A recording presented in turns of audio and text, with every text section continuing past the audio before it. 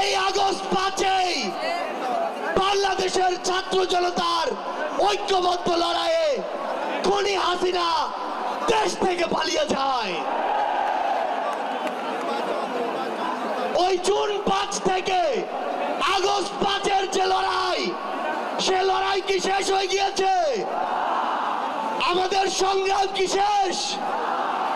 আমাদের সামনে এখনো খুনিরা, খুনিদের দোসররা এখনো উন্মুক্ত ভাবে চলাফেরা করে। যারা আমাদের ভাইদের হত্যা করেছে, ওই ছাত্রলীগ, যুবলীগ, আওয়ামী লীগের সন্ত্রাসীরা, তারা এখনো বিভিন্ন দিক থেকে আমাদেরকে দেখে আর মুচকি হাসে। এই খুনিদের বিচার হতে হবে কিনা? আমার যারা আহত যোদ্ধা রয়েছে, শহীদ পরিবার রয়েছে,